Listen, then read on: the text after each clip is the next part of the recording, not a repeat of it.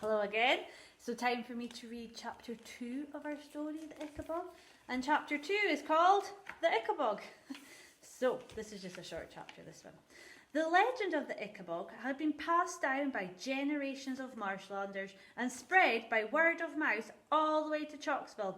Nowadays, everybody knew the story. Naturally, as with all legends, it changed a little depending on who was telling it.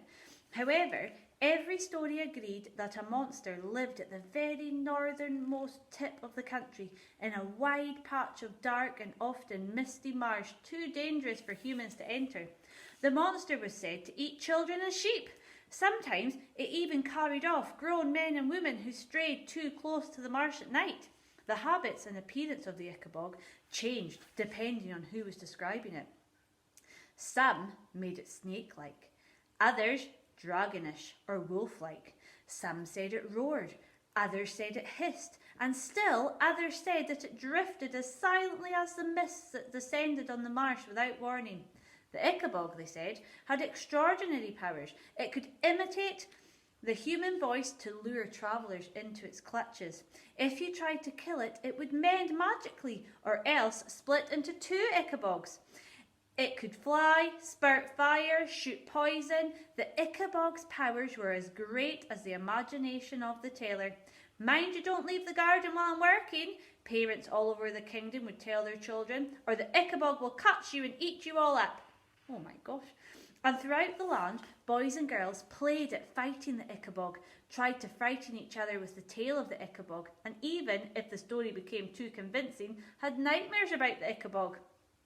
Bert Beamish was one such little boy.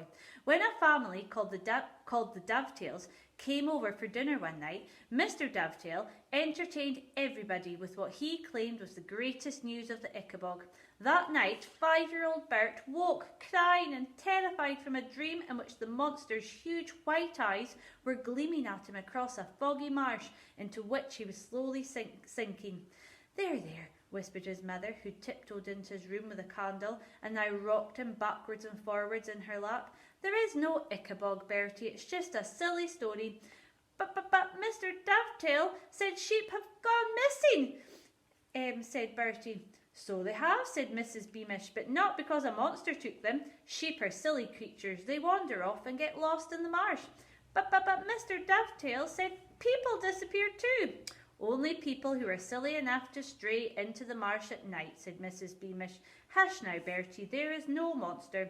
But Mr. Dovetail said people heard voices outside their windows, and in the morning their chickens were gone.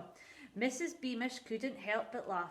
The voices they heard are ordinary thieves, Bertie. Up in the marshlands they pilfer from each other all the time. It's easier to blame the Ickabog than to admit their neighbours are stealing from them. Stealing? Gasped Bertie, sitting up in his mother's lap and gazing at her with sad eyes. Stealing's very naughty, isn't it, Mummy? It's very naughty indeed, said Mrs. Beamish, lifting up Bertie, placing him gently back into his warm bed and tucking him in. But luckily we don't live near those lawless marshlanders. She picked up her candle and tiptoed back towards the bedroom door. Night, night, she whispered from the doorway. She'd normally have added, don't let the Ickabog bite, which was what parents across Cornucopia said to their children at night time. But instead she said, sleep tight, my dear. Bertie fell asleep again and saw no more monsters in his dreams. It so happened that Mr. Dovetail and Mrs. Beamish were great friends. They'd been in the same class at school and had known each other all their lives. When Mr.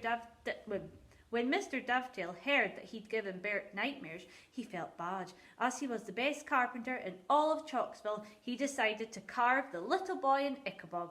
It had a wide, smiling mouth full of teeth and big clawed feet, and at once it became Bertie's favourite toy.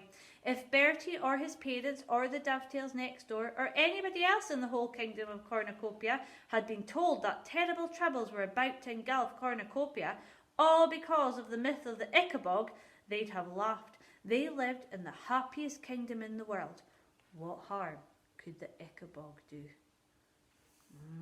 I wonder indeed. Right, I am looking forward to seeing what creations you come up with of what the Ickabog looks like.